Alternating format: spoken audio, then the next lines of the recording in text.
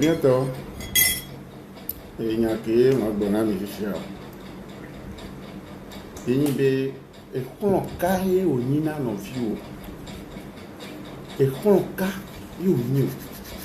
Et un catégorie carré au Nio. Nous collons apporter non fio en tant que con que nous disons. Tu apportes quoi dans sa vie? On les blé mais ni fille que pour na metini con ala metele américain metele supporter américain ni peda begbele me yo nyana meke diwa karo ni peda ke no ajo ameku patagona be Raoul wena mi awudu mi abe post do ke mi gale wa e gba tro le fi adomina mo parce que ami amu wenwe do ami e attaquer na me pou parce que ami glole oju me mi ifunwa procureur be ma trova lundi parce que et dit lever à mon famille yo c'est pas parce que be tonia trop pe wa me wa tolo tonia trop pe ou madame do lui stop eh ni ne opinion to amo le funzen e we do amo nti la america e so ame do be photo zuon bara amo le va o traou e kon ka o niu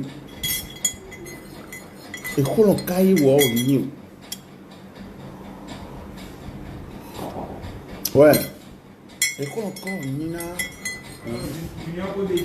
ouais ina ka venir e kon ka o nina no vi wow Nicolas Silo ah Ọ̀rẹ́. Kọ́ mi o. Na no fi wa. Enu jọ. Mi gba fa le oposo. Amu gbale attaquer amelinya mi. Ehia. Ouais, dans le tome, dis bon, pas d'arrêt, les tables, on est quoi, d'arrêt, quoi, mimi vifin, à mon point, c'est vifin, quoi, un coup de mêlée plo. Donc, 40 ans, elle a signé. Le début de la deuxième partie, voilà. 40 ans, elle a signé. Azéosan, c'est bon. On va tout venir à mon le caméra. On est avait à me dire, ça va, bon, il est. Dormez. Et comment c'est un ami très. Voilà, respectons la distance. Et moi, général ODG, technicien venir le fou monter vers médico Kuto. Oh, Dieu fou. Donc, à tout benami. C'est un gars très bien. Si vous avez besoin de verres médicaux et autres, ou bien vous avez besoin de conseils, vous voulez nettoyer, vous voulez faire des montures, bien des verres en bonne et due forme, ODG, le plus jeune technicien reconnu mondialement. Voilà. Donc, il y a hypocrite que les kayame. Que n'a me dit l'on ne peut blâmer à Grenade à Oya Kolo Mignon. Omsuna home nameo. Omsuna famille nameo. Omdanacheo.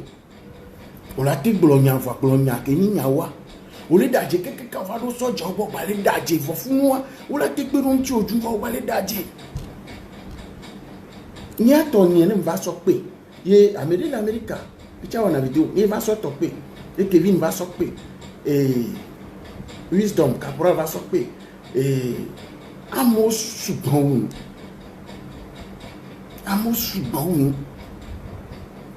Nous le pouvons, tout, mais poto, pour te donner un bon bon. Le nénia gbemon. Le nénia gbemon. Fille au point mais que la tête péro à menti mais que la tête sauvé à meléa. Vois mi ame kobe yo la menti me le supporter ouais. Niaodi. On kemi te wazon, kemi son. Niomi wazon. Voilà.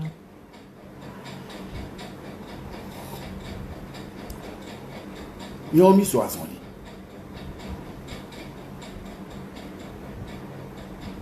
Et il y a cause on a l'église a dit vas-y kubiyu ajade kubiyu o zoom da juda signé mi le kafri mi nona ka me kafune mi ka egbe ne po bo na vi fi ko le po mo le yi won c'est trop mi pom bi onya le po obi si pinyo de gbolo mi pom bi onya le po et c'est les joie mi va ke ma vi fiare mi ame ko we va pe don ti o mi conseiller quoi. N'y a pas besoin de m'aider à me demander à lever au temps. Mimi, conseil qu'elle m'a mis n'a mais à pas y a les biens. Que gamin a suivi fia mi ode, y a me connaît on a me béni end mi ode. Et les cas les autres mais on les paye à obé dollar les. Amela no comme 80 ans no comme 60 ans. Et rien. De stupidité entière. Ah ouais audio, mais c'est audio là. C'est audio. Kébé non, c'est comme si et les carottes me dit allô on dit les carottes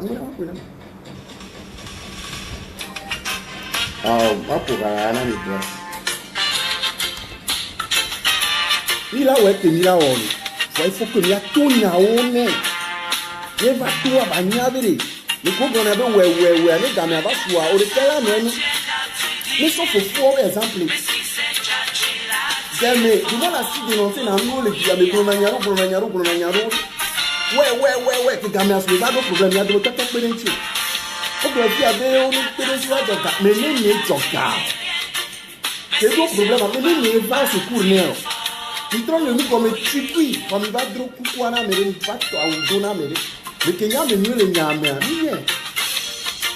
non et peut-être on va aller pour la proposition de les vidéos mais alors là sur les vidéos mais alors là on dit avec un poli de Benita Farao bon le matin mais poli et on va pas voir et il y a des vidéos où on a vu mais il est poli sérieusement je me suis Et moi, l'Amérique, je fais cette personne qui arrive au Wana, il y a la bénédiction. Oh, et tu goûtes, tu vois, à un certain moment, si je veux parler, il me bosse. Il me bosse là. Oh, bobo, oh, maman, oh, bobo, il y avait bien un point vidéo, mais néo, quoi, non. Là, mais là, la situation de classe arrangée, des classes constructives. Parce qu'à me dit que greffer de Naro, on a mis. Nous, que nous avons un boss là. On m'a fait une démolation, on m'a fait ça, on m'a fait ça, on compte à l'iste au roi. Vous bloquez, il y a mes beaucoup parce que nous avons mes parents. Ça m'a envoyé un tel colonel. Il est né. On a bloqué à Jérica. Il est né. Les gars, mais si on a un conseil, on a un conseil. Là, mais allez, ouais, on s'en est dit pour. Et les cibles là, tu vas les tout pas, mais la seule autre popularité. Va louer par là. 800 000. Va louer son nom. 1 million. Après, tu fais là au test. Tu fais là sécurité. À haut ticket. Tu fais là tisso. Et on a niabé les populaires. Les réseaux sociaux ont un blâmé. Et c'est les gens. Il y a le temps où il y a justice. Il y a des cas où il va les sauver. Les gens disent, oh, il y a pas de prison. Il y a des prisons. Et c'est là, audition, on a pour l'emmener le fou. Et tu vois, mes mounions là, même tous les cas, le temps, le temps de mounions. Et quand il y a des petits temps, mes petits temps, maintenant, ma belle canto, on l'a dit. Les petits temps, mais tu vas venir, on dit la remettre. Moi, vous pouvez le dire. Belle canto, plus beau. On a même saboté le coup de maïsman. On l'a dit de nam, la mienne, il a dit de nam. Il ne faut pas planter, il n'a pas de bon, il n'a pas de bon. Il ne faut pas planter. On va encore voler ici. Il est 5 ans et 20. Il est là. Donc là, mais le où on est, il faut que nous soyons. Il pénètre. Il y a donnez-nous de vrais conseils. Oh, non, on côté collé, on compose les vidéos, mais là où je suis là, on voit ça. Là où on va voir, ce téléphone derrière, on est sous. Là, on est où? Là, on est dans nous. Il y a une tonne de pommes, il a droit, c'est une tour, il a droit, vous avez dirigé la bouffe, il a droit, vous avez tiré. Mais comme nous, nous n'y a rien. Et ça soit mon photo, c'est-à-dire, à mon moment où mars passé, 2019, et ça soit ma bébé fille, ouais. La chose blâme, mais avec image. Nous, non. C'est nous, Joy, à me casser. À me prouver, on les justice à son sort, avocat, mais vous savez, on va me dire, amede bere ke tore ke ejo mu baba kaka nyakma misia ma ko ojoke amewo ngola so justice o la il va défendre la kola da Zerika la de tu peux ma trouver lundi misia misia ils peuvent pas m'arrêter o da jeri soja aussi non c'est o da jeri soja aussi mi no senya mi o mi va les défendre pepelo vo mi no senya ke les joie ni bere faut conseil mon faut conseiller mon on lo amedia non tout non ne conseil nuire non lo amedia ne conseil que la piruintia misia munibe enu la jofo mi akwa fa no to veve sese na me ko o oni yo ada je ba me de video ni ko fo ko ni le go fa me ala chukwe amela chuka me famille yo le fi amela famille yo le fa eson abe famille yo le ba be a cha o be ba de dara ko me ma me de be no via me de be vi amele be no réseaux sociaux 10 000 o le bi on le gba ni da je kaka vidéo le go fa chuchu oh amele be so mi non na conseil mi anono e mu ma ke kaka fi ke ba yo vois au pour l'avocat me veva mi na te wu nyawe o be règle promptement tout problème avec ton adversaire. Dès que tu es toujours avec lui sur le chemin, de peur qu'il ne te donne pas à un officier, de l'officier au juge pour qu'il te jette en prison. En vérité, je vous le dis, vous ne sortirez jusqu'à... Où est le sketch, mais le parlement du rire. Il est très, très, très important. Conseil nous, il n'y en a non. Quel est son meilleur conseil que mignon? Il va le poker, il va le poker. Il va nous mi kaka pour la vérité avant mi ma gloire. Ni mi l'homme, il a mis vérité, il a vérité nami. Raoul est coupé vidéo, il est du mais bien, ben musu podu n'tia mon résumé. Pas mon attaque, mon pomme le modia, on est bamouné. Ben mon corps là na ola et plaque personnalisée na ma. M'va manna mo nyentou aimé pour gagner. Raoul ben bon so lo gana mi mais que na me ka ekpoya. Ekpoya. Mi no tonya o na mi anono.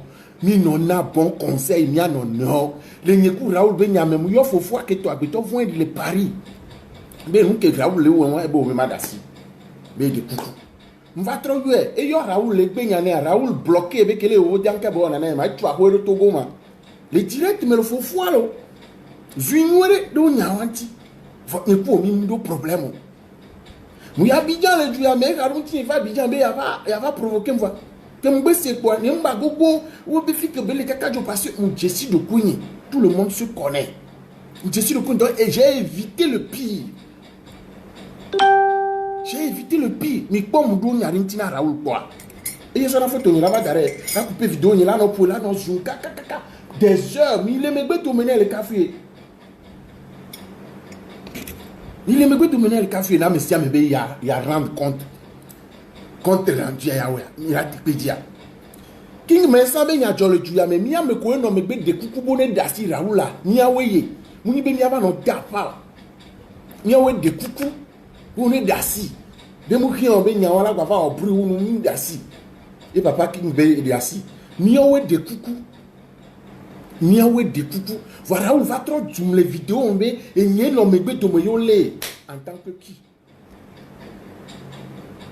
Et ni no me gbe to me le en tant que qui. Et maintenant me gbe to me le Raoul. Faut hot ni ko Raoul ami do catégorie keme milo. Et sunouri. Mi no to vérité na mi. Ne mi le lo mi abe nyagwari. Ne ni vérité va mi no to na mi ne mi a trop. Mi abe non mais mi besoin mi no to vérité a que ni vérité. Mi no bole na mi ne mi a trop. Yo grand bo le lo abe nyagbo. Il y a un colo vidéo, les vous dire, Raoul, Amérique de Matile, Raoul, mais Amérique de Matile, on est là, il n'y a pas de prison. Il n'y a pas de prison à Fifia. Les oiseaux, les confinements, les Covid-19, les Corona, mais Amérique de Torang, et nous bobo les cibles, qu'on a dit, il y a les prisons à Cléa. Ni les prisons à Cléa. Amova les hommes, on a tout, on est 15 mari conseil criminel. Il y a me félicité, il y a mené Neva, il y a les prisons à Fifi, va donc venir, alors va justice, va des coucous, procureur, alors il y a me qui dit, on a vu, il y a des signes, il y a mené Néo. Il y a tout, on a mis en honneur. Et non, Gogoligo laisse tout ça, l'heure est grave. Mais quand les plans, qui vara, Difa, il y a meilleur, il y a une vérité. Ni mille, mi be yo, ni mi fan, ni mi on be blaire, mi do courage, mi a tout vérité, nani. Publication d'Amoro Barewa, la dictature continue, le quoi, on peut m'en aller trop, les osons m'aider, besseront, d'adji, de si be vidéo, photo, nous les y a partagé, on va au capture de camp, bout d'arreba, mais pour opposer d'assigner. Conseil comme il n'a pas. Ma fo, audio Québec, bloqué, il y a un c'est audio à Cham Tochon. Ni ya nyemu se tia on ke se a o mo manyanya ke la ikuku de pe mi selo. Le Togo c'est un pays de droit. Le petit pigeon a encore pris son envol. Alors pena nya milate te talo nya chinye le Togo be wa le mukomu apa me suti soja ke mi le toa mi ve bio soja. Mais après autorité nyare et le lever à l'homme le lever moi. Raoul Blanc les dit nous mais Raoul Blanc les Raoul. On est maillot maintenant on vient en forme. Peu bon c'est les cabés je ne peux pas le faire. Tu es mon ennemi, je ne peux pas t'appeler. Prends ça comme tu veux. Je m'en fous de toi. Je me dis à ça. Et la boîte à malade.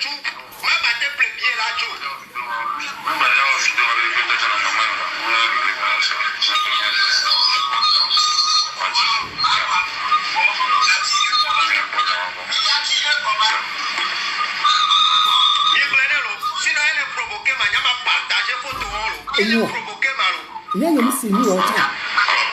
Il se doit. Il est au revoir, mais c'est nous qui est toi. Il y a un ami qui conseille.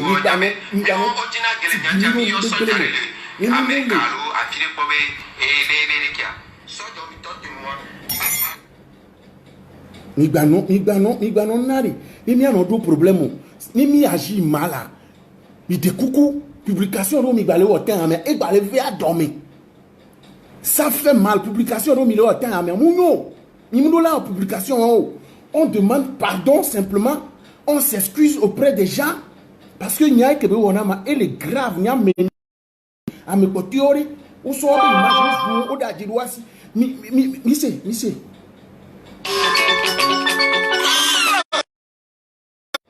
Monsieur. C'est pas à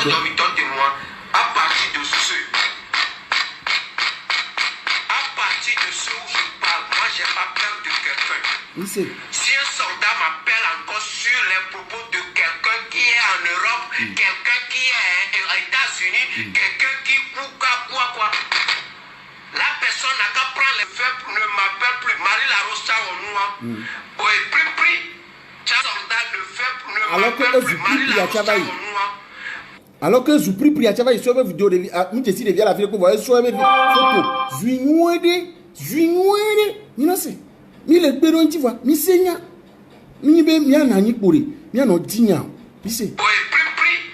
Ciao nous pour la signer. On va les taper et la dire. Mi se. Noir ma mi pour noir. Oh, c'est fini. Et nous, nous avons un chari. Là, on va nous pouvoir. Donc, nous avons souhaité. Nous avons bleu.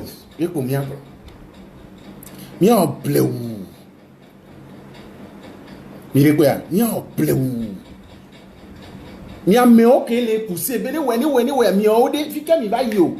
Nous avons soin. Nous avons yafilia. Nous avons contact à voir. Les gouvernements, quand vous arrêtez là, ils ont les vidéos, mais ils criminels na kame. Ni yom nem jedinyo che pour n'ampo darena mi. Fia, ya inoko e bale potavidien, ya inoko le potavidien. Ni ko se ne pintogomo. Ni o etra le tron Raoul le plan. Ni na ba mobe collègue bale monter idi. Que nya vale ki akuku la de. Kuku e mi la debe awo. Parce que Amélie foyer les deux problèmes. Juste parce qu'il y a prendre plaisir à Amélie foyer les deux problèmes. Donc les vérités varient. Mi toué, mi jaguar, mi grenami. Mi grenami mi atro mi gbano flou mi do et nous beglemo. Et jago vous ebe yele blona soja de pe ki la yo ye be di kirike menace vers l'autorité. Ya soja yo ya yo capture de crabri kirike. Nul n'est au-dessus de la loi. Nul n'est au-dessus de la loi. Il a été joué, il y a une partition, mais il faut que la personne sache qu'il est sur le mauvais chemin, qu'il n'a pas bien fait du tout. Donc, il est sûr, vous êtes obligé de lui dire la vérité et de reconnaître que la personne n'a pas bien fait. L'erreur est humaine, bien sûr, mais une fois, 2 fois, 3 fois, 4 fois, avec plusieurs personnes à la fois. Celui qui persiste dans l'erreur a le diable dans le cœur. Nous l'avons critiqué à Mary. Critique à une critique constructive. Ne rendez-va gbeme. Mounibe ola no kame kwa me 900 personnes là no kame. Alors mais 600 personnes là mais 700 personnes le kame kwa be ni ame. Il y a que Dieu ya glo. C'est virtuel. À mes 900 personnes, moi, que les camions, c'est virtuel. Nous, nos spectacles parlaient, même à mes 100, à mes 100, nous, conseils parlaient à mes 100, ça y est, nombre de vues que nous avons à Québec, les camions, c'est virtuel. C'est virtuel, c'est rien du tout, c'est virtuel. C'est nous virtuel, il y a une réalité. Donc, soyons conscients de tout acte qu'on pose. C'est virtuel. Au départ, mais 2000 les caméras de Komba, il y a Messike. A Messike, il y a des pèmes les gliadio. Mais ayez le courage de nous dire. Il bosse nous. Ame beaucoup que il bosse Raoul B a donné ben kebele wa munyo wa. Et bloqué oui. Ame que oui pousser nebe yoni manager yoni conseiller ko to fi call opu parce que nous avons des problèmes. Ame ko yona mi nyawe.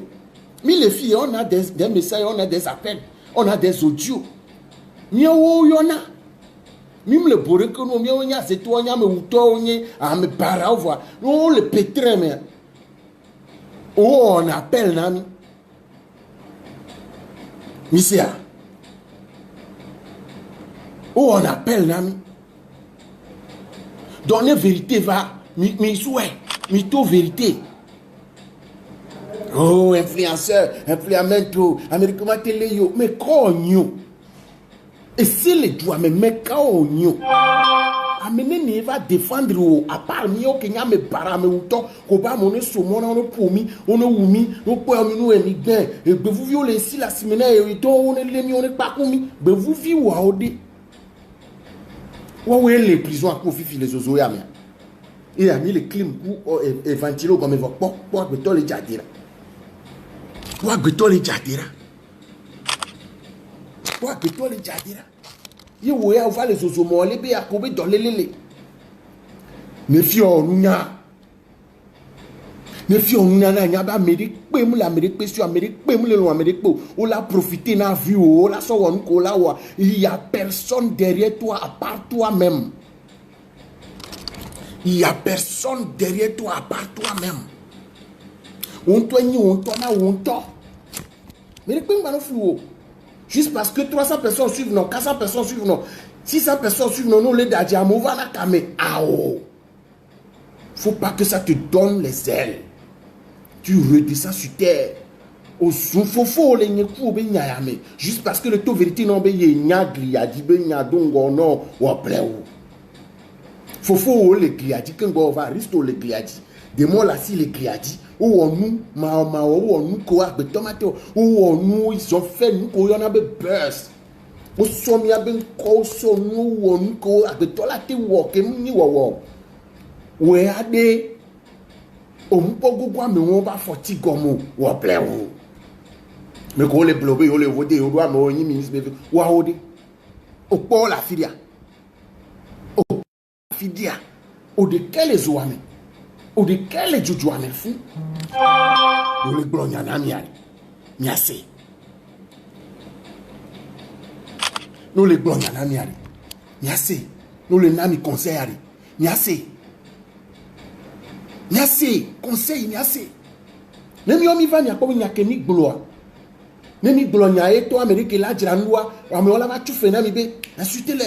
Non, il exagère. C'est qui même ce gogoligo là? Il fait le pétro. Misui, Milazouame, Yabe, on y a friamento, Amé, Arekinega, ministre Arekinega,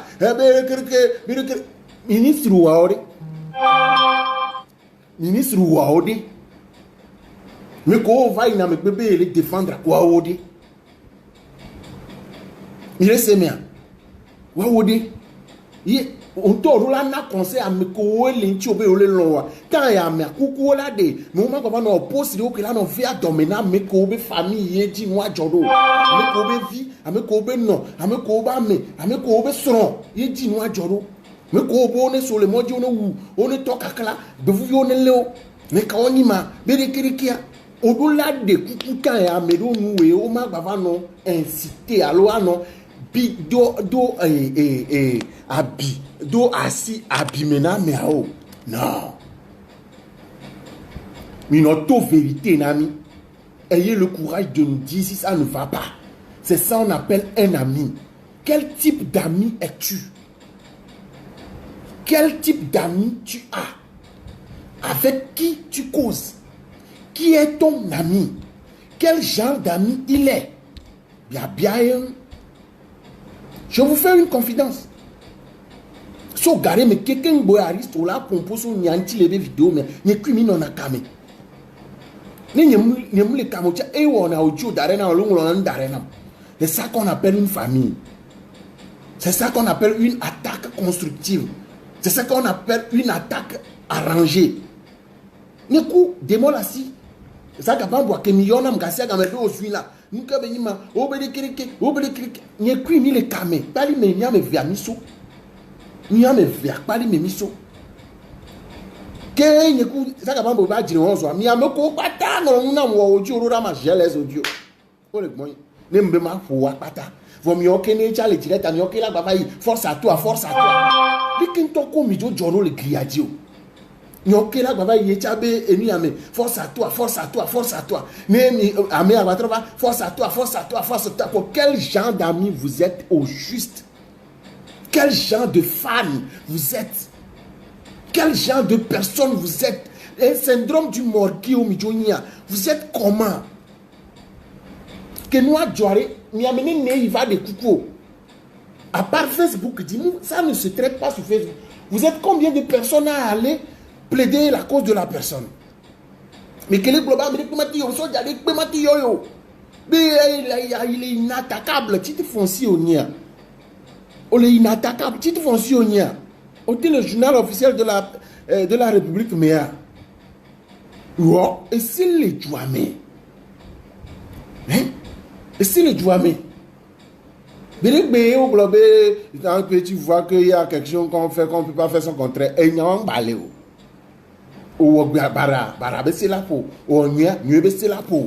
C'est de ça qu'il s'agit. C'est de ça qu'il s'agit. Essayons d'être des constructeurs, pas des destructeurs. Monsieur. Mais toute vérité là, et que ni la gloire. Oui, force à toi, je te soutiens. Tu le soutiens comment? En ayant sur Facebook, tu écris je te soutiens. La personne est dans le zozo. Hein? La personne dans le zozo, toi tu le soutiens comment? Hein? On le soutenir les queues. On le soutenir les queues. On le soutenir. Il y a des choses qu'on ne fait pas. Oh, il y a firo. Essayons d'être les instruments de paix. Nous la dirons en bonne et due forme. Mava il a dit, on te soutient Raoul, mais Kenya mo berikirike, amo berikirike, mi azwa mi avo, mi via de. Amisia me ko ebe mi wene ni avo, mais keva il de kukuru eta, OK, il ka les ozoa me fifi. Et son avocat me ve, peya. Peya bliboa me ve, il ka soro assis son avo. Munande to. Peya me ve, il ka soro assis, peya, avocat. Me ve, il ka soro. Avocat on top de gants, l'avocat de gants, le procureur de Koumé. Avocat pour venir au matin du jour, parce que avocat son loi civile aussi. Laissez-moi. Et les Sibériens ça zo cadeau mais des ça les nyanu et y avait amé amour on de pour là ça bedu ba dia moi di Raoul ou direct son tien du amé amour do me yoni huno. Bébé, vous le voyez là, oui. Bébé, on le fait que ça n'a pas mais avec là, oui. Nous, conseil criminel. Les milliers comme force à toi. Président, force à toi.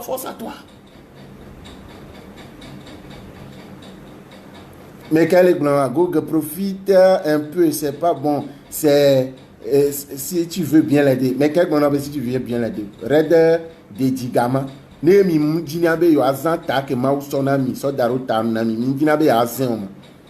L'heure où nous sommes là mbani mi abe propos won bidon won yo. Il faut réfléchir à quoi faire. Toi, tu es sur les réseaux sociaux là. Qu'est-ce que tu as fait? On l'a dit, il va découvrir en tant que qui? Et tu vas le faire comment? On a mené les types de diagoles. Midasi, les filles, je te soutiens. Force à toi. Force à toi comment? Quel conseil tu l'as donné? Et le cas sont payés à MEV. Donc on a payé le français. Payé à MEV, zéro cocorico. Voilà.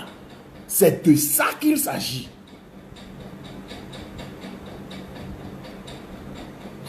Et ok, Africa Vie, on soutient les filles. On donne des conseils à tout le monde. On donne des conseils aux gens. Mais les pèmes pas les gros soutiens. Non. Les gros soutiens, les pèmes tout ça. Voilà. Voilà. Il faut que nous ayons des idées. Il faut que nous ayons des idées. Conseil que nous ayons les nami à oui, avant c'est des dignas que tu profites un peu. Ah bah maintenant, on bloque les gars. Mion, toi, mimzana, attaque, ma vous sort et nous avons gant l'auto, les miasiva. Mimzana, vous n'utilisez pas, mais avec intelligence, à mimou utiliser. Mion, il est un dur amoureux erreur, mais. Mion, il est un dur amoureux erreur, mais. Mion, il est un dur amoureux erreur, mais.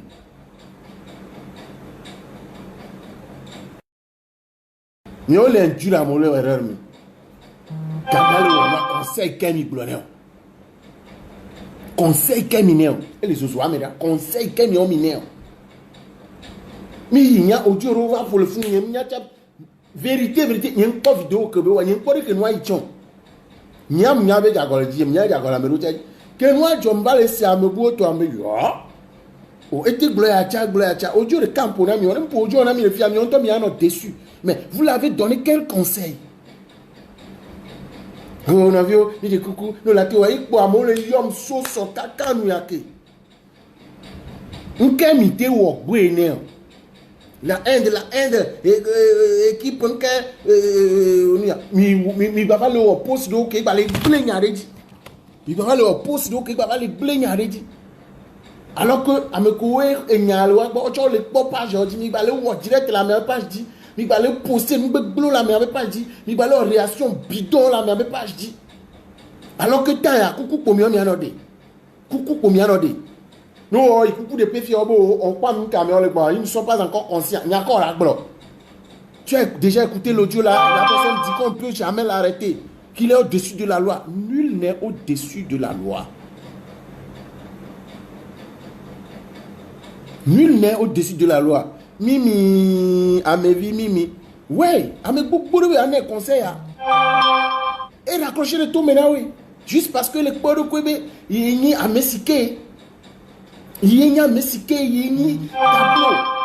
Oui, on est bon d'essence, on est gars. Oui, ne soit mais. Et quelqu'un là, non, il go la mon bola non blé. Faut amener ba mêler la pile. La mêler bon le seigneurie la blona mêler. Ya mêler la nyabe. Voilà. Donc, à Messia me doit m'aider la fide. Et on a Messia me doit m'aider la fide. Il doit la chine les tames quoi. Il faut sous bon mot. Juste ma bonne amie, mais il a un conseil à me allo mi l'on m'aider bien boire.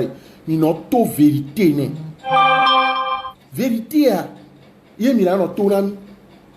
Monsieur, force à toi, on te soutient. Il est soutenu l'écho. Ah, mais à la prison, force à toi, on te soutient. Tu le soutiens comment?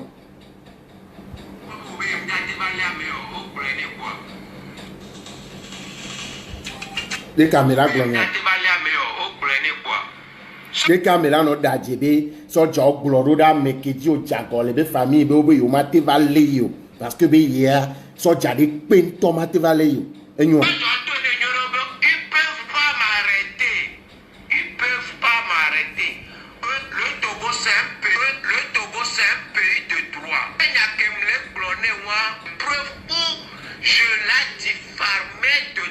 Et nous, on n'est pas d'adhérer autorité aussi, judiciaire aussi.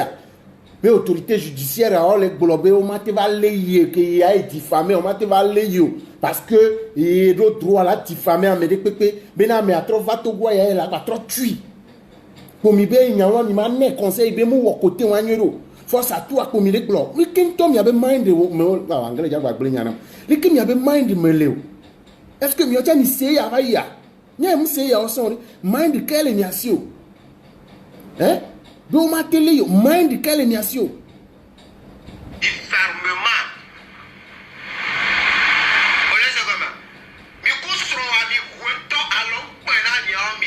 Il essaie. Coucou Milade.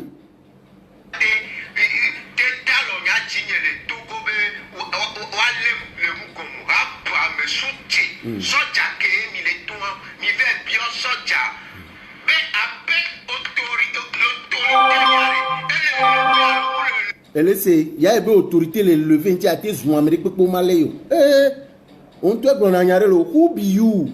Dans mes souvenirs.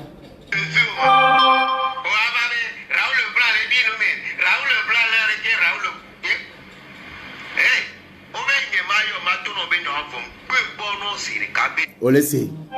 Nous jagwa kupo dena. Nous jagwa kupo dena. On y a un mot en numéro kupo dena. On les globe ne yo ne régler nya parce que on le dit ben nya no régler avocat ko so nto ja o sebe sukulu. On y a c'est o divier. On y a c'est o divier. O bo be ne yo ne de kuku ko na on fo be gbegbo no be ma de kuku gbero. Be ye be autorité a dit. Tu es autorité par où? En quoi? En quoi faisant? Les gokame mi no o bleula mi no o bleula mi dasi goyi mi a bleula goyi yare ele vona goyi skola nous me vivia house or dinala. Je ne peux pas le faire. Tu es mon ennemi, je ne peux pas t'appeler. Prends ça comme tu veux. Mi laissez na me le won bebe le tiraya appeler le plus raisonné. Tu vois? Je m'en fous de toi. Ok. Amekobe, je m'en fous de toi. Il y a supplier nègre, il y a des coups nègre. Quand même, il y a les globes, force à toi, président, on est derrière toi, force à toi, force à toi. Quand même, souvent, quand même, tu n'as pas bon les. Adjarobe, aloua, tianya, danibouye. Mikwe, fier. Et ouais.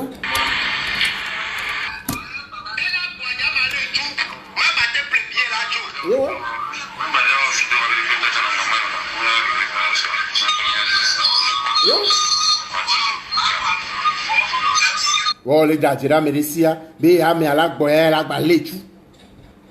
Et à mes à la boya, il y a un seigneur au patassan. Il y a un seigneur au patassan. Oui, c'est.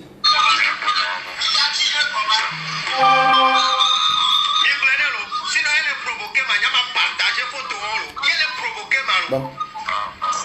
Alors que il y a un gloire, il y a des pèmes les mots. Des vieilles photos, des pèmes les bois, des vidéos, des pèmes les bois. Et sur un top, il est à tout ou légalement. Il va le tenir propos. Quoi, moi, le tenir. Force à toi. Il est qui, madame Do? Il est qui? Et moi, mi vous m'y avez mind de haut, mais la mi vous sous mais là. Mi c'est. C'est parce que on y avait mais on tina gele nyanja mi yo so jare le America lo afire ko be e kia so jo mi tonte moi à partir de ce je parle moi j'ai pas peur.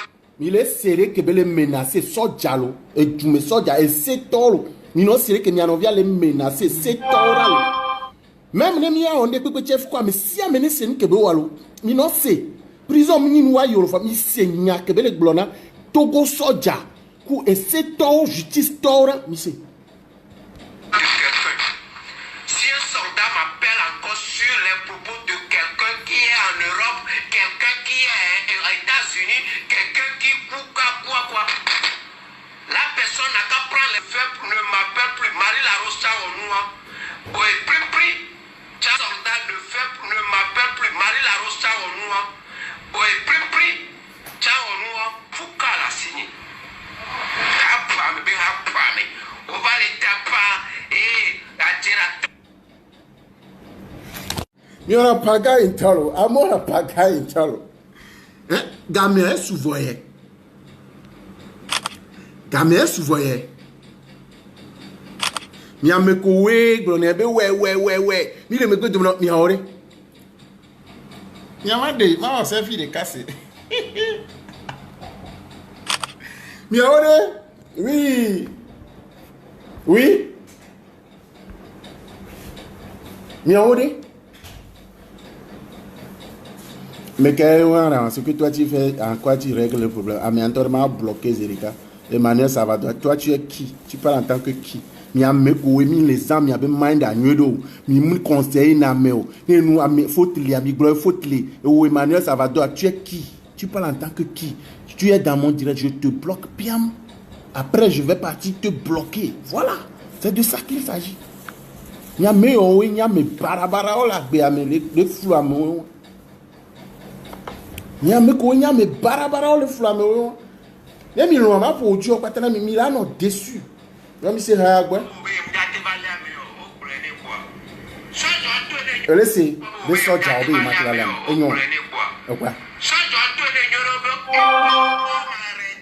d'abord o da jero soja aussi soja o la porter plainte don ti o voyez won pata mi la te ko egblo vo mi ame ko be o le mi gbe ni ari mi jenunya vide lo jagwa kuku ode na to be sojo ogbona ebe ogbona me abe o matile yo le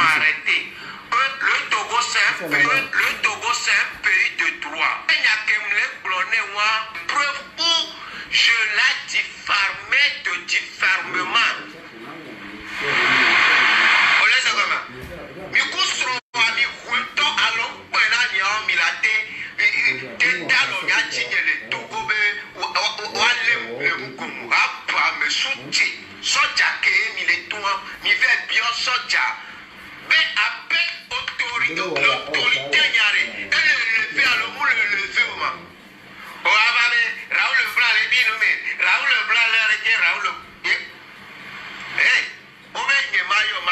La David PC n'attire pas le feu. N'attire pas le feu. Il y a un problème. Me respecter dans beaucoup. Mais à l'heure là, il faut dire la vérité. Niveau la cité va que la médecine au niveau de la vérité là mais il y a mes cognes de fans, mais où est la redresser coco? OK. Ni où est la redresser coco? Nene be menacé na mi o il a doit se me pe o la po, il a doit me o la sumono o la jan o la toka kala o la wo. Et oui, wana. Yo vote to America, to ko America, bo mo blague na ku menace de mort à eux, ils ne blaguent pas avec. La vie de couple, ils ne blaguent pas avec. Ils ne blaguent pas avec. Ni mi amero mi bonwa, c'est parce que mi gbenyae. Et ni a jolo ju ameka, mva tipima onde fa mba yo aristo mbele pon que les jolo gladier aristo bo be dasi kwa mo be devier. Mais peut-être correction vire pour la rêve dasi. Ni aristo la zunya le gladier fia e bossé na. Alors la glonia so ki e bossé na. Parce que on a réglé ça entre nous. Nous sommes des frères, on a réglé ça entre nous. Mais il faut dire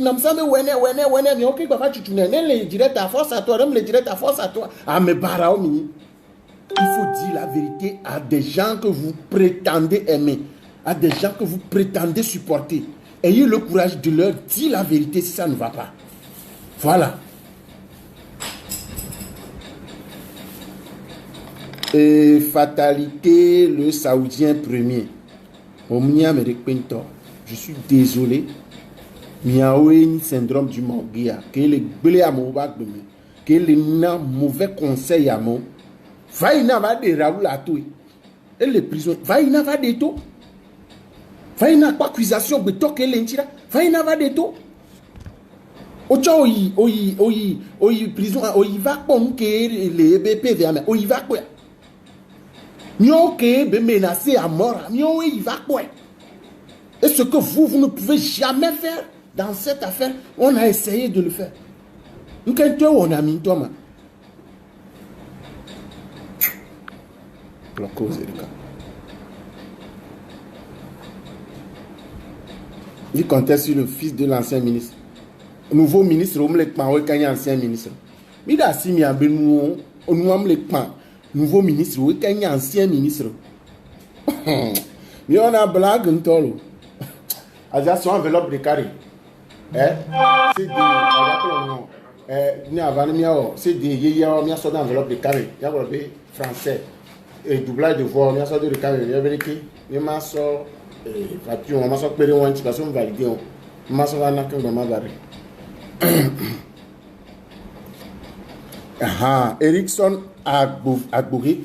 Wo enya joro ju kaka uso jogbo parce que o so pe ya me veda Cynthia o gbale da jele kaka ss kwa seri kaka va doro justice gale da je do amiasi kuku po ba de a o tande pe be e ma de kuku gbere o ifi ako ke ji o ke wo no gbe ma de kuku wale nke mi o ke da ba de kuku re ta o mi na te o alu nke amere ke da ba de kuku ta o la te wo mi se won me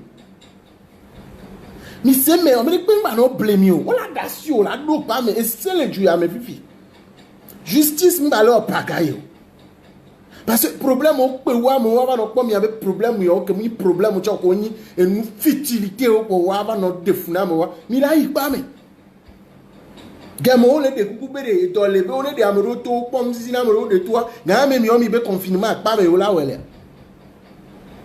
Il y a encore le potager, pas direct, je vais tous vous bloquer et vous bannir sur ma page. C'est très simple, c'est de ça qu'il s'agit. Ni basi caméra, ni quoi mes 600, ni quoi mes 900, ni quoi mes 800, alors quoi, avec quoi, mi a no quoi du job, mi a no blog bêtise. Mi a no droit, oh, mais là, no droit, vie privée, mais là, no blondé, que mourir. Ah, ça me faut tout d'arrêt, ah, je suis caca, bavaille, ah, ça me faut d'arrêt, ah, d'agir, c'est caca, bavaille. Ah, oh! Mia me sia me do king me sambe dio. Mia me sia me do gogoli gu pese zoboro tout c'est pas 21 bedio. Mia me sia me do Kevin Dieu donné bedio. Mia me sia me yedo Caporal Wisdom bedio. Mia me sia me do Sabi le sénateur bedio. Mia me sia me do Pri AKD bedio. Mia me sia me ari. Yedo a me de pepe bedio. Mais ce problème a mené mi a fio mi a no vio. Ame a le gbe kuku de so ese kaka va do juti le gbe kuku de kaka do pagame nke o ke ra va de kuku re ta nke bana kuku e mi la de ta ya mi ni girl yo ya me ko lo girl a mi di bene no pa me ame bara o mi ya me ko gba tro lo girl le nya me ko la de kuku ame bara o mi parce que ça suscite, ça énerve encore les gens qui sont offensés. C'est de ça qu'il s'agit.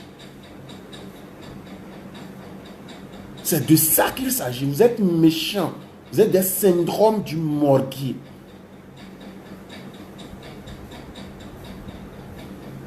Ni munyanko yon avait clashing touchant.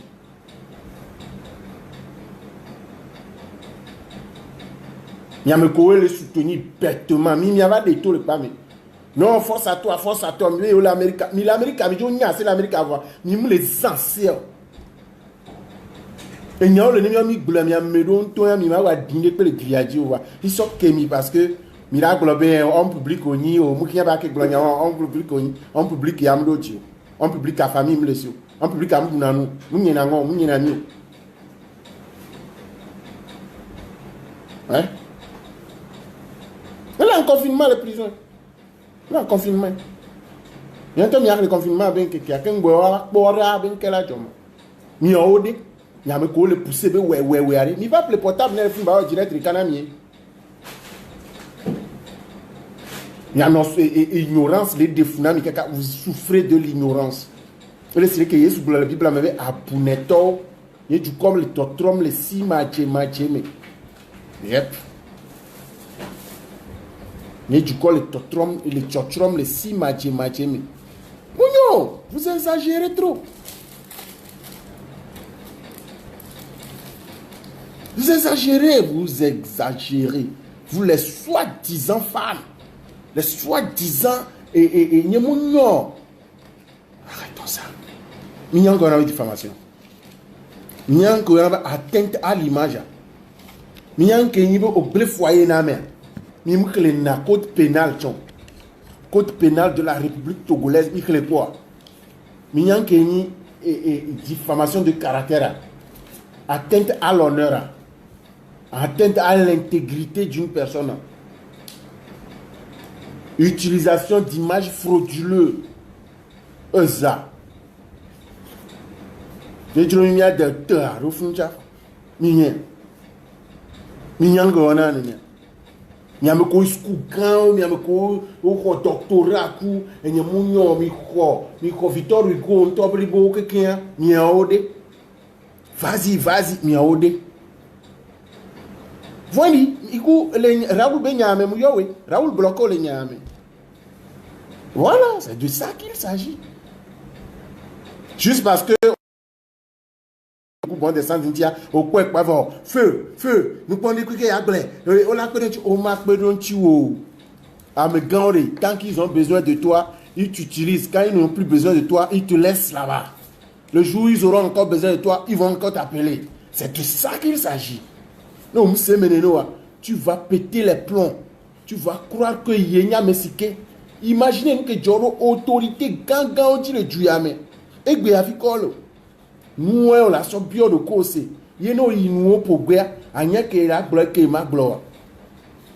Voilà, c'est de ça qu'il s'agit.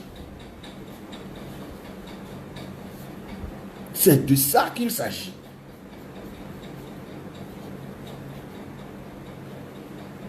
Nous, on est des coups, on va direct, mais les pachettes, les blancs, on vient juste parce que quoi? Il y avait une autre de funto. Pour Harikana, il y a un jour,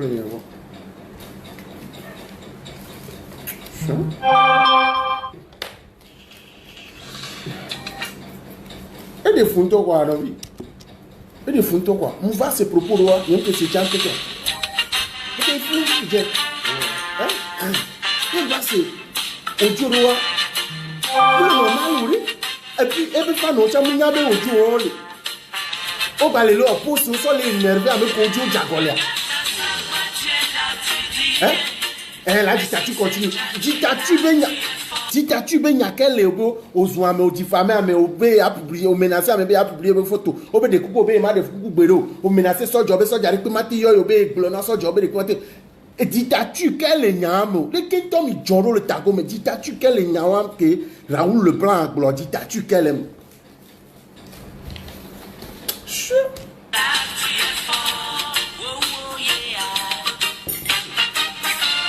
Ouais.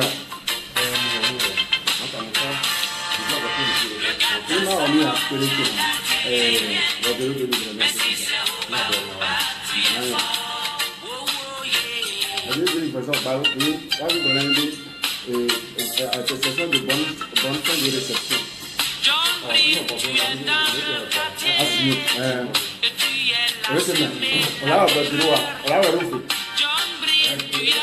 Version française.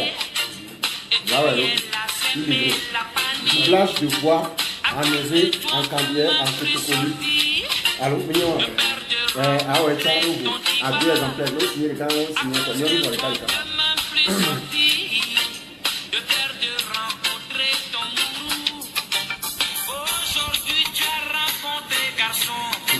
Il t'a attrapé, tu es là, tu as peur. Aujourd'hui, tu as rencontré garçon. Il t'a attrapé, tu es là, tu démarres pas. Et c'est le doigt.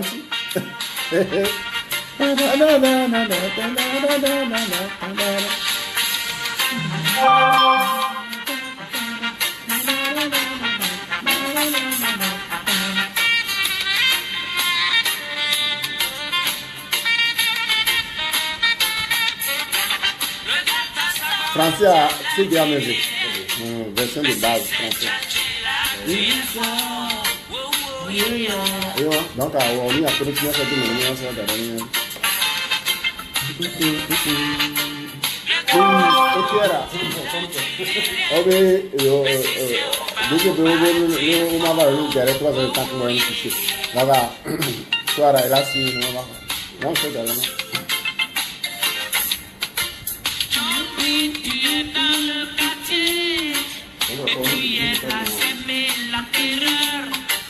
Chambry, tu es dans le quartier, tu es la zone et la famille. À cause de toi, on peut même plus sortir. De peur de rencontrer ton tuba. Conseil d'amis, même il y a une vidéo le où nous. Yo aussi t'es jodje, mais on s'y n'a t'es jodje, mais bien conseil. Bien conseil fofo Aristo, bien conseil fofo Zagabambo, mais de kemi wonedo. Mba si te va me yo ena 50,000 be zo amere na ekpo wa tipo je me goya. Ano yi go la mo gbo be obe amo amdo ne po ba mi je si amere po obe abe adiko amere po kwa me oreke o na yin gba me oreke awo nya wa mu kan o le wedo puis c'est est-ce que yo na me o to ngwa est-ce que il négocie avant est-ce que toi aussi tu connais quelque chose de ça voilà c'est de ça qu'il s'agit. Je peux même plus sortir, j'ai peur de rencontrer ton diva. À cause de toi, je peux même plus sortir. Il t'a attrapé. Aujourd'hui, tu as rencontré un garçon. Il t'a attrapé, tu es là, tu de ma paille.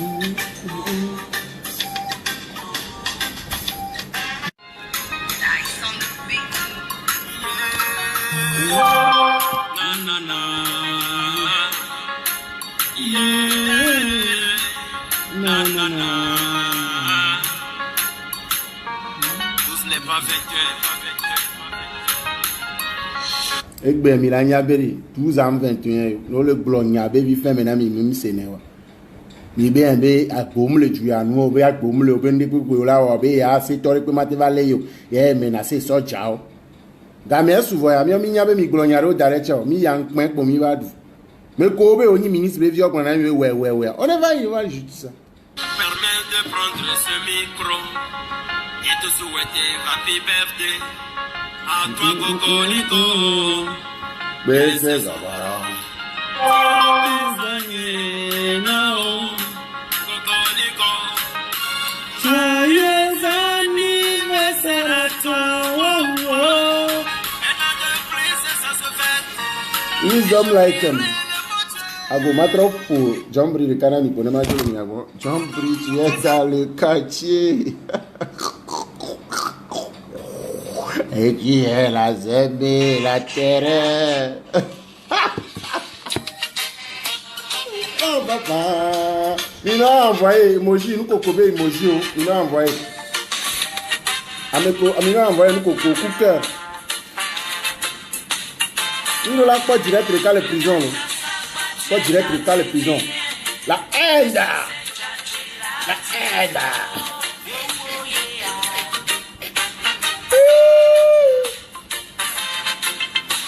Le Togo est un pays d'accord. Bah merci, ouais. 12 ans, 21. Mathématiques, tout que mathématicien, on l'a fait, on y avait 12 21. Quand on m'a embêté à moi. Amérique, même l'élimination, vous aussi, vous avez la gueule. Vous n'avez personne, vous avez la grande gueule. Vous êtes des gueulards, des gueniers, des gueutiations, des guenons, de la gueulation gueugale, avec votre gale, galante et galaleuse, à la gangarine, mais vous, Aujourd'hui, tu as rencontré un garçon.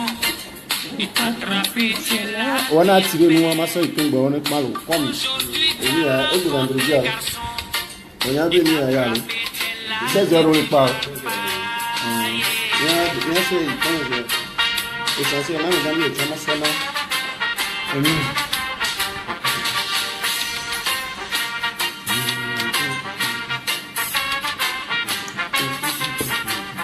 Serré, également. Ils sont venus les gars, il n'est pas. Est-ce que c'est dans là, tu es On a mis le caméra, il croit mes 500 personnes à mes 1000 personnes, à mes 600 personnes, par mes bonhommes, il y a recours sur les maous, les némingos, mais pas mes quintos, ivoiriens, on a mes 10 000, on a mes 3 000 les camévois. Au bout d'un recours, on va dans la géo. Au tour de la vérité, quand vous avez caché, vous faites quoi? Nous, quand nous avons, mais puis au conseil, il y a fou. C'est une bonne idée.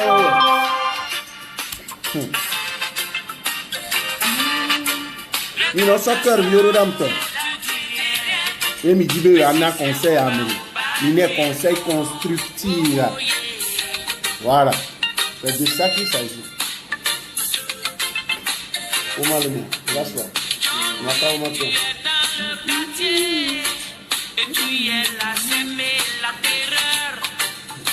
Raoul ou kaka mi am ko le diaspora ko toa mi le fombe la va zunyo tellement que yo pata mi va do me pe domene mi ku ewe mi do me ko to la da je ba no ble mi be edua mo ameko be duari ameko be do la no ampeti ame siame la ka be ya soja re pe ma tele yo me ko nyi o be soja ma tele yo soja lele kaka lele famille asimbe ija go lele nu ko nyi o ma tele yo.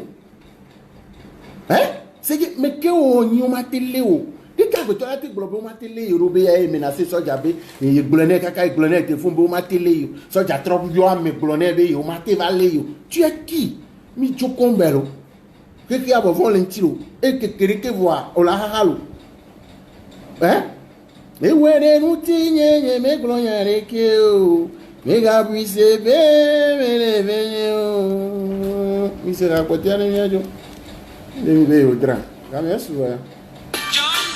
tu es dans le quartier, et tu es la semée, la famille. Plus sortir, de peur de rencontrer ton débat.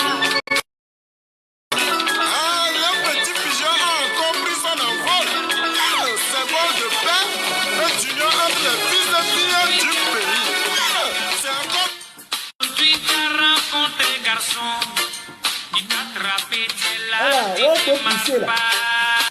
on peut pousser la mort de paix. Non, tous les prisonniers. Il y a pas de paix, nous déjà tenu propos de paix à bout mais 10 000 fois.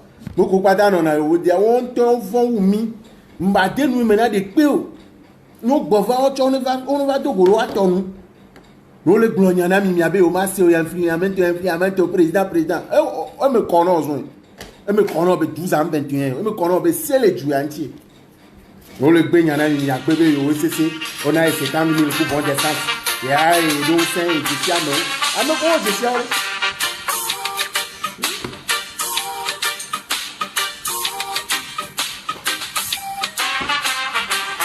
les gloniana mi abe o ma se no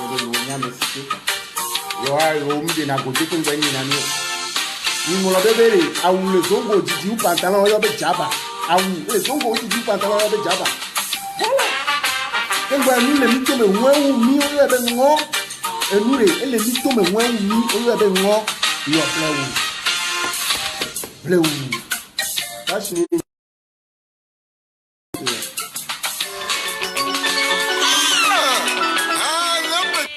Le hommes, le direct à moi, je vais attirer les ennemis. Et tu es la semée, la panique.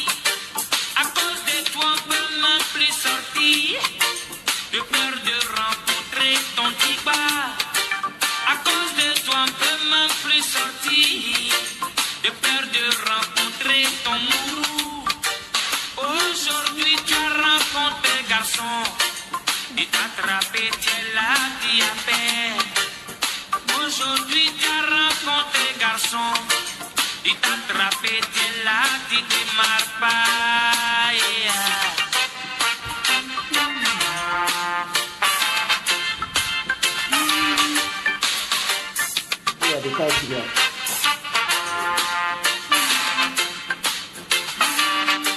Le garde à sabao, tu dis rien.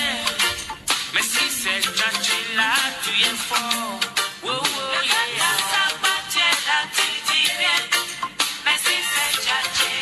Alors, la version de base française. Version de base. Après, je vais revenir la version de base française. Et noir, on peut détailler, non, j'arrive.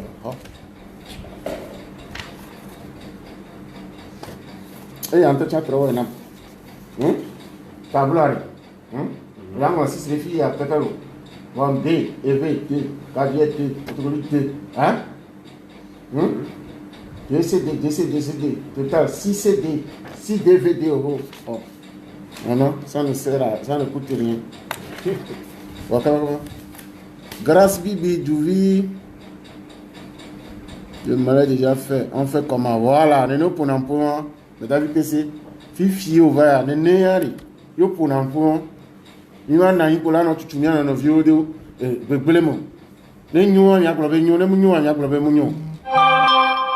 avons au-dessus de la loi. Mais on peut toutefois corriger les erreurs. Il faut voir le diable. Et c'est le dianti. Et c'est le dianti secret le dianti. On l'a dit, on l'a dit en secret. Mais si c'est caché là, tu es fort.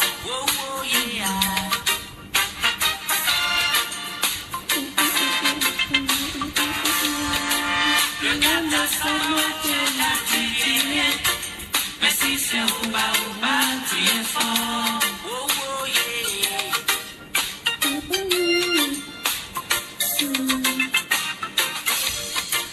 Jean-Brie, tu es dans le quartier. Et tu es là, s'aimer la terreur. Jean-Brie, tu es dans le quartier. Et tu es là, s'aimer la panique. Et même que tu es la prison, tu as nos voix là pour le coup. Elle tu dirais que nous voyager l'avion, mais une fois nous trois voix. Tu n'es plus la même personne. Et tu as mis la trop parce que au point où tu es amélioré, il y a plus de sport. Le bancaire. J'ai vu pour coronavirus, version de base en français. C'est en français. Normalement en gros caractère là. Normalement en gros caractère là. On m'a dit un petit peu le dire, on l'a dit c'est quoi. Ouais, maintenant il va se contrôler. Allez, nous demande pardon. Brassez l'amour du dessous. Ayez toujours le courage de dire la vérité à celui que vous suivez. Ça ne va pas. Dis-lui, ça ne va pas. Là, mais ça, là, il y a des bloqués. C'est bien. Mais c'est de ça qu'il s'agit.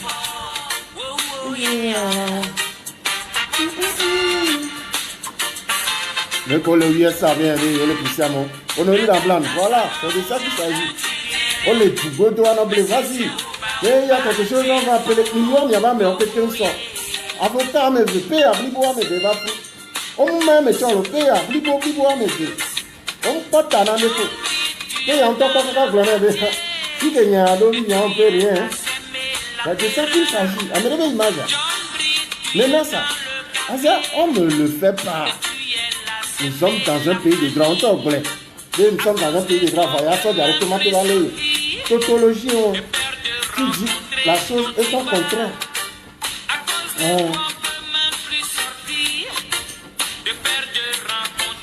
Ouais, tu dois bénir tout ça. Ouais, une des femmes, les tabous maintenant, il y a ça, bon, t'as me décidé les tabous maintenant, bon, t'as me décidé. Dans le gloriant, toi, que là, tu vas nous voir.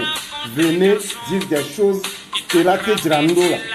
Tu dois bénir. Nous, t'es les tabous maintenant. Nous, nous, pompons tonton là. Hein? Nous, pompons tonton là. Et on peut bloquer, mais elle va trop vanir au résultat.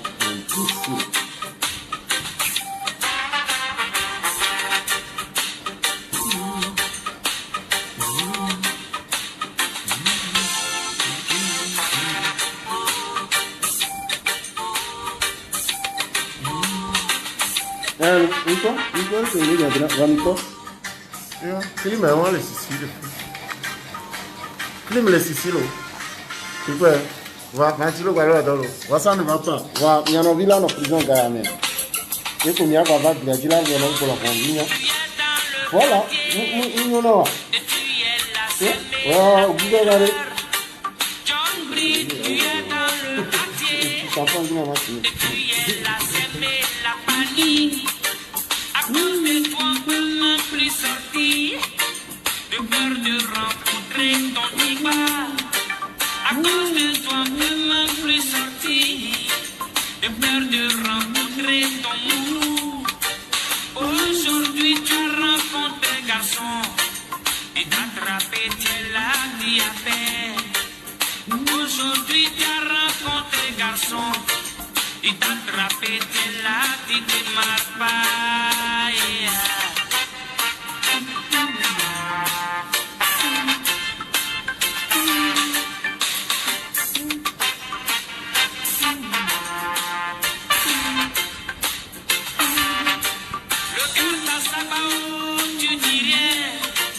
Mais si c'est Tachila, tu es fort. Tachila, tu dis rien. Mais si c'est Tachila, tu es fort. Regarde à Sabao, tu dis rien. Mais si c'est Oba, Oba, tu es fort. Regarde à Tachila, tu dis rien. Mais si c'est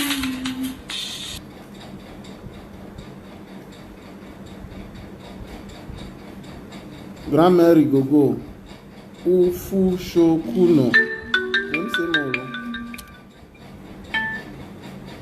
Et allô? Allô?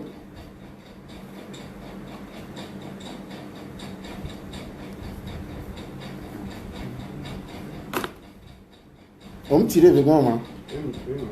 On va corriger. V. TCD. Deux enlevés, les personnes disposent de droits deux enlevés, deux encadrés, bien protocolés. Le tableau qui est à qualité, ils vont aussi ça. Voilà, si DVD. Résumé.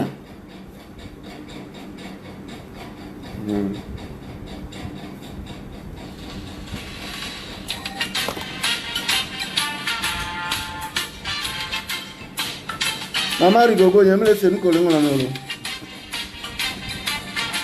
selon quelle science? S'il est vraiment chaud, mais il est ça ici en ligne, la tête.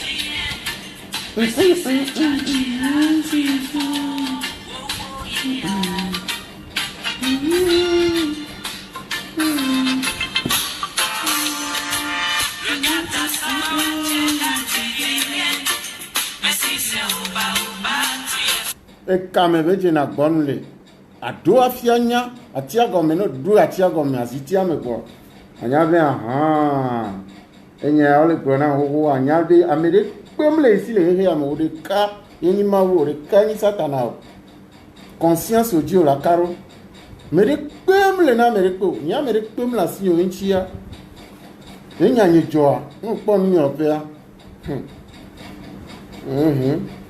emtina golo emtina mo ti gena mi. Voilà. Et il y a des lémigas blancs. Des cadres, catafiti toro, baba le roi Mobanigban. Exactement, c'est bien. Le roi Mobanigban, en complicité avec certaines personnes bien classées et hautement placées. Je voulais te recommander non les autres mais on a vu mais à peu fou alors doit me ton la planigban va sous tofloko ano funu ano fan vidéo da wana gbano menacer be la wia ni ja ponya won gbe keke autorité o le suivre o la ponya won gbona mi keke mi gavon o ja démanteler le réseau na mi keke o ko mi avec doléance o ma ke mi se o we mi gbajide o ni na mo o kebe feu ni mi akpo doara mo ko pata ni plenu o sa double vente on a mi il a pas mi avec résultat aux là c'est ça.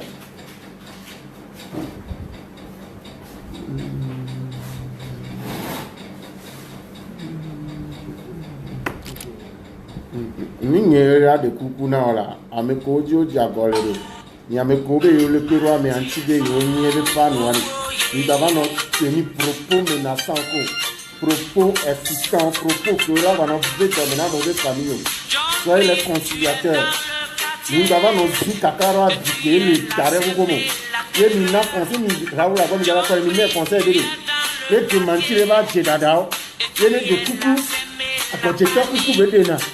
Je vais vous problème de tout pour ma télé. Mais quand tu veux les carottes, il y a un avocat me veut. Et il y a me veut, il veut les carottes, on a les carottes. Et donc là, il y a tout mais il y a quelque chose qui se passe.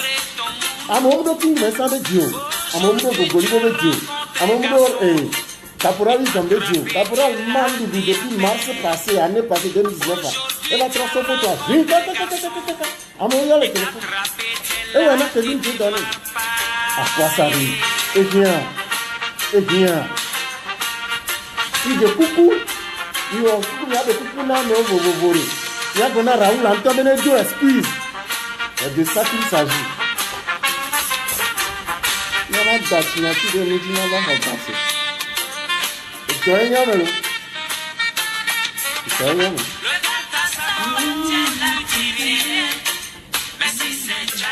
C'est très tiré.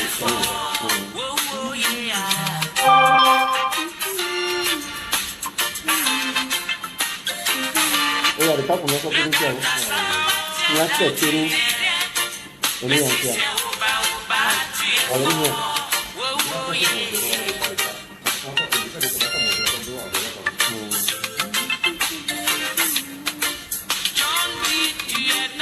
Parce qu'il y a un autre qui est là.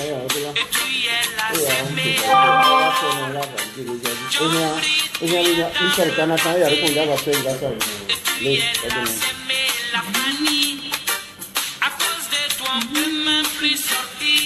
Ouais, Rioko, numéro n'est pas, oui. Numéro n'est pas. Voilà, il va faire sans problème. Numéro à la le 90 20 27 49. Alors 99 20 27 49, il va maintenant tirer tout.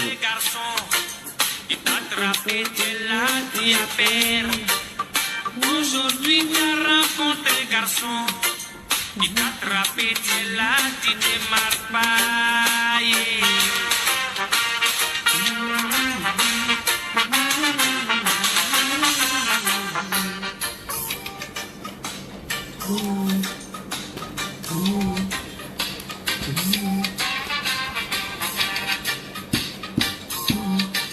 Adjatou Mamadou Abbas Nyamewea.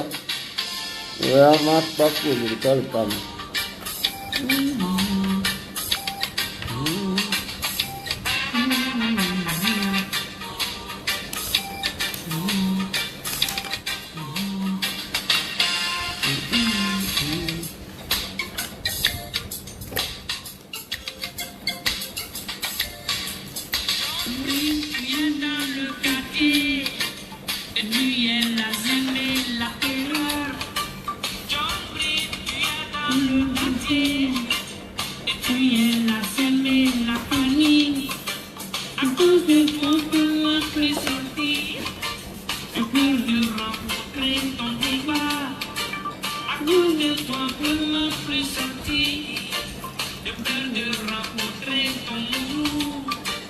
Aujourd'hui, tu as rencontré garçon.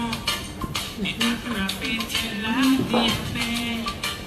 Aujourd'hui, tu as rencontré garçon. Il y a derrière. Encore, il faut non.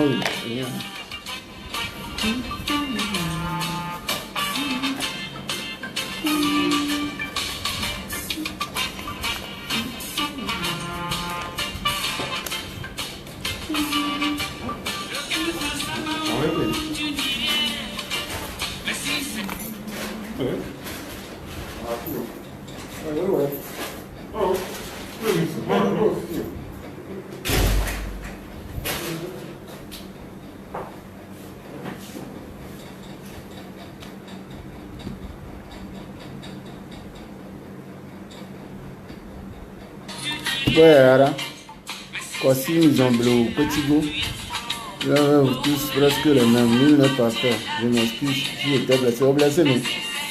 On peut m'y confondre, toi. Est-ce que le forcé va avoir confondre le client bien?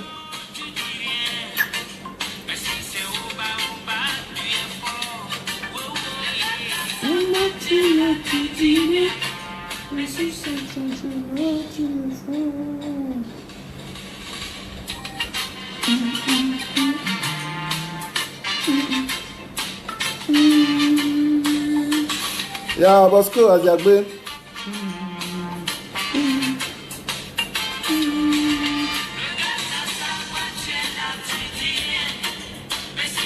A des coucou, il y en a conseil Raoul Amekoya, Raoul Agba, on est conseil de ne deux excuses.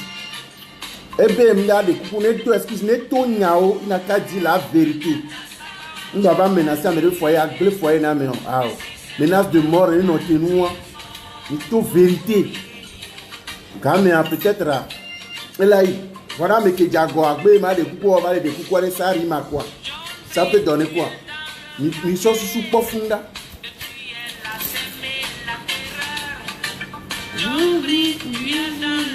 Rasa, petit-homme,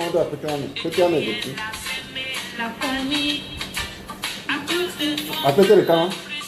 Non, ça tu as dit non. On y a tenu. À la paramie en même. Il a ça. Il t'aime. On est en garçon aussi le gouvernement.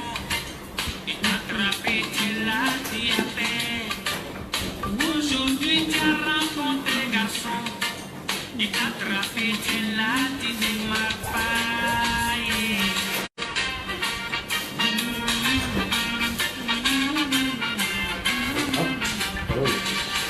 Ça va devenir ça va d'arriver une ma soeur.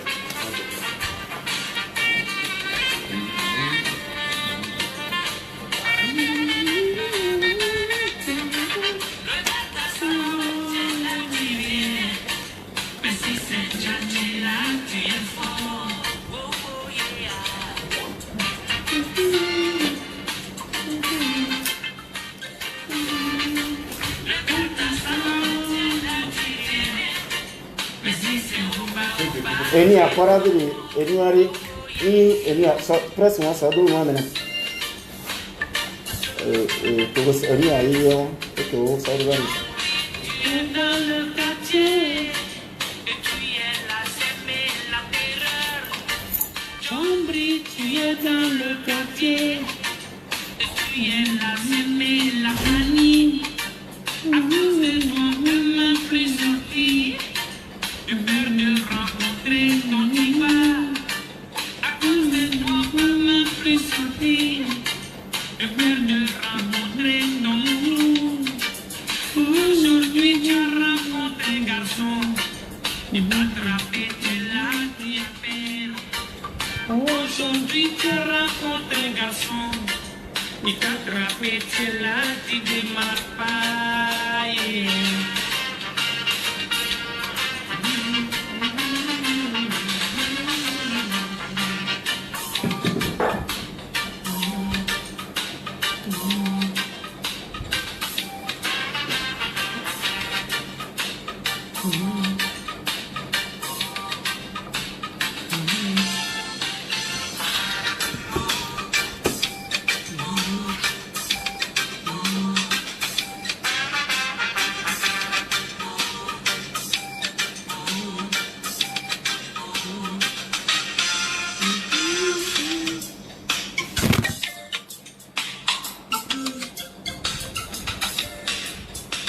Puis tu viens dans le quartier, et tu es là, s'aimer la terreur.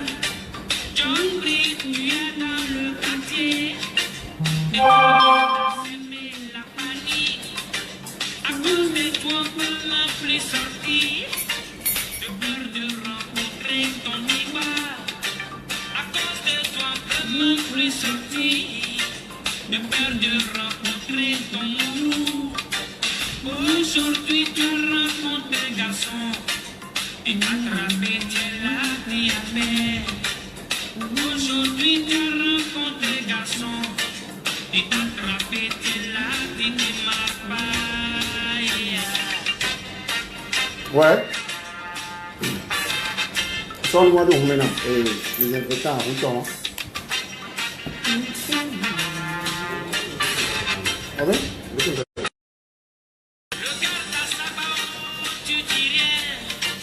Mais si c'est là, tu es fort. Mais si c'est là, tu es fort. Regarde à sa main, tu dis rien. Mais si c'est au bas, tu es fort. Mais si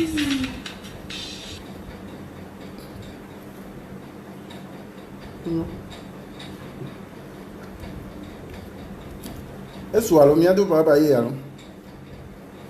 Mi ajo le mi agbolo.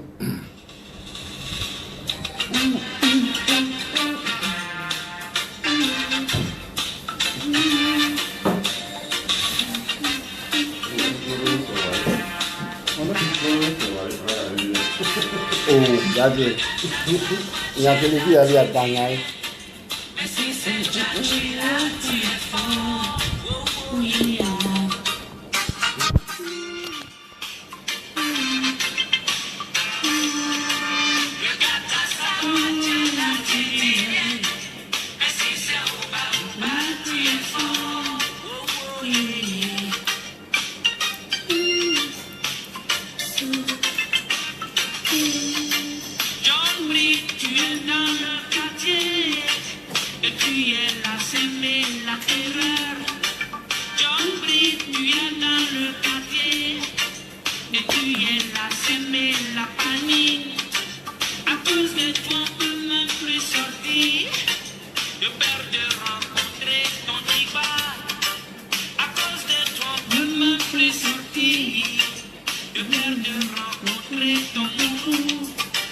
Aujourd'hui tu rencontres un garçon, il t'a attrapé, tu l'as dit.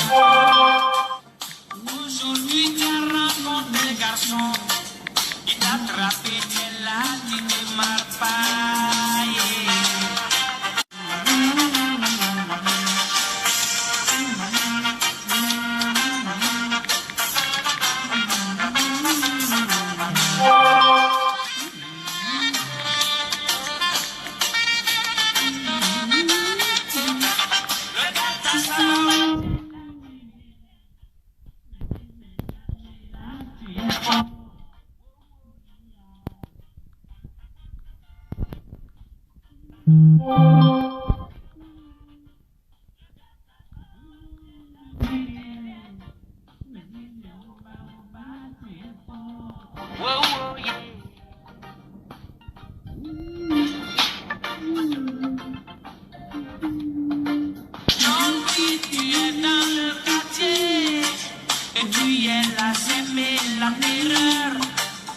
Bogano Togo, Enyakini Glokpaten, Egbe, il me gloire parce que à me coller au bout les blerura, ou les blerura coupés au Nimsta, ou les blés. Est-ce que à me coller au bout les blés, on doit rien, ou les boussous soir. Hein?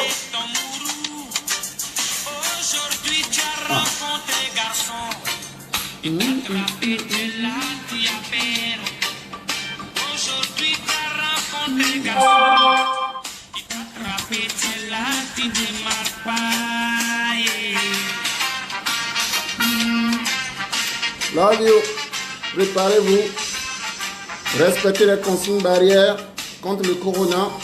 Si tu veux tousser, tu le fais dans le coude. Il faut toujours porter le masque. Le masque ne se porte pas comme ça, ne se porte pas comme ça, ne reste pas ici, ça se porte comme ça. Appuie ici pour ne pas faire rentrer l'air. C'est très important.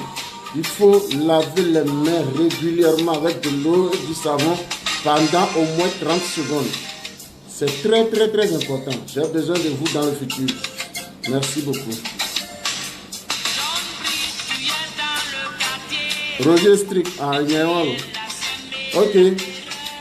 Bye bye.